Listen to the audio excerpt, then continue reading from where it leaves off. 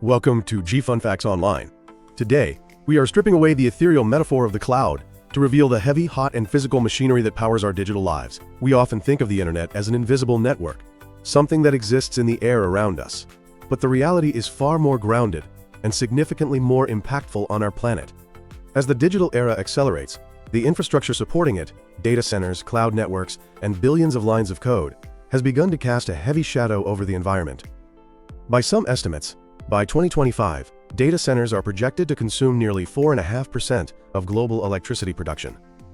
If the IT sector were a country, it would be the third largest consumer of electricity in the world, trailing only China and the United States. This is the invisible crisis of our time. To address this, a new discipline has emerged, merging operational excellence, financial stewardship, and environmental responsibility. It is called GreenOps. Over the next 20 minutes, we are going to explore the depths of GreenOps, from the atomic level of silicon chip design to the global orchestration of cloud workloads. Let's begin by defining exactly what GreenOps is and why it has appeared now. For decades, the success of a computer system was measured by two things: speed and uptime. Later, as cloud computing took over, we added a third metric: cost, or FinOps. Today, we face a fourth pillar: sustainability. This isn't just about corporate social responsibility.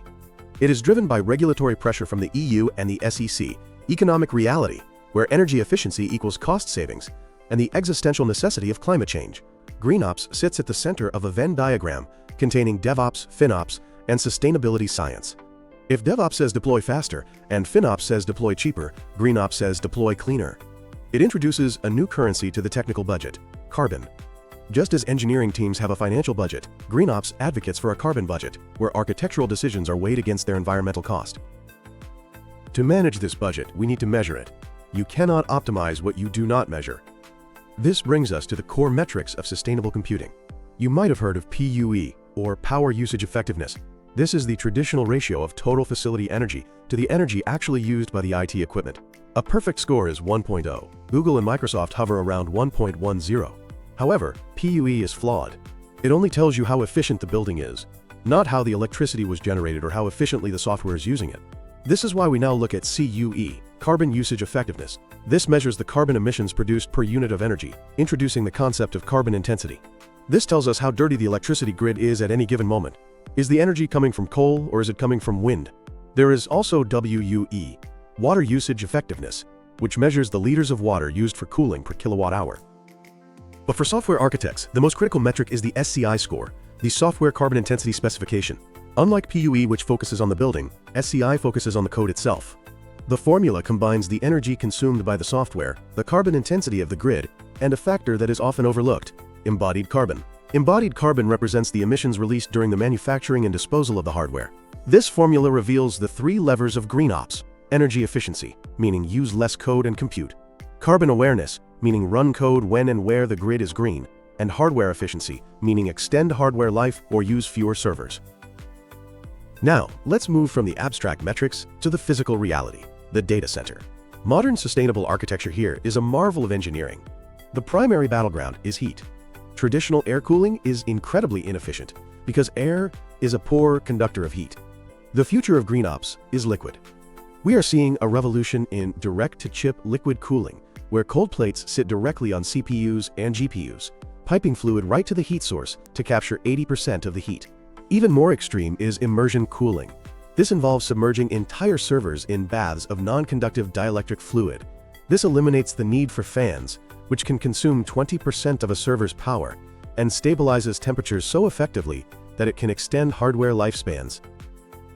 In a true circular economy, the heat generated by these servers is not waste, it is a resource. We see this in the Stockholm model, where heat from data centers is captured and piped into the municipal district heating system, warming thousands of homes. In the Netherlands, similar projects pipe waste heat to agricultural greenhouses. Furthermore, sustainable data centers are becoming active participants in the energy grid. Their massive battery banks, used for uninterruptible power supplies, can push power back to the grid during peak demand, stabilizing the network and enabling higher usage of renewables. Let's go deeper, down to the silicon itself. The hardware architecture plays a massive role in sustainability. For decades, the x86 chip architecture from Intel and AMD was king. However, it is complex and power-hungry. We are now seeing the rise of ARM processors. Originally designed for mobile phones, where battery life is paramount, ARM chips like AWS Graviton and Apple Silicon have invaded the data center. They offer significantly higher performance per watt. Moving a workload from an x86 instance to an ARM instance can often reduce carbon emissions by up to 40% instantly, often with no code changes for languages like Python or Node.js. Beyond general processors, we are seeing domain-specific architectures. These are chips designed for one thing only. Google's TPUs and Grok's LPUs are designed solely for AI matrix math. Because they don't have the baggage of a general-purpose CPU, they are orders of magnitude more energy efficient for those specific tasks. We also have to talk about the lifespan of this hardware. Remember the embodied carbon we mentioned earlier? Manufacturing a server is an incredibly carbon-intensive process. Traditionally, servers were replaced every 3 years. Hyperscalers like Amazon and Google are now pushing this to 5 or 6 years. This simple administrative change drastically amortizes the embodied carbon over a longer useful life. Companies like IT Renew are creating a circular hardware market, repackaging decommissioned hyperscale gear for secondary markets, effectively recycling the embodied carbon. This leads us to the role of the software developer. How we design systems dictates how much energy they demand.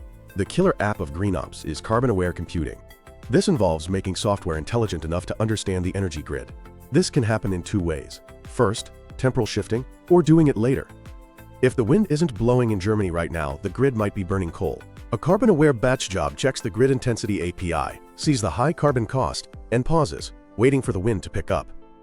Second is spatial shifting, or doing it elsewhere. If the grid is dirty in Virginia but clean in Montreal, the workload moves. Kubernetes clusters can route traffic to the greenest region in real time. We must also look at the code itself. Not all programming languages are created equal. A famous 2017 study analyzed the energy efficiency of languages. C and Rust were the undisputed kings. Python and Ruby, while easy to write, were at the bottom, often consuming 50 to 70 times more energy for the same task. This is driving a movement to rewrite core infrastructure in Rust, providing memory safety with the energy profile of C. Furthermore, developers are adopting serverless architectures. Idle servers are the enemy. A virtual machine running at 5% utilization still consumes nearly 60% of its peak power. Serverless technologies spin up exactly when needed and vanish when done, ensuring zero energy is wasted on zombie infrastructure. Data storage is another hidden energy sink. Data has weight. Storing a terabyte of data on a spinning hard drive consumes energy for rotation.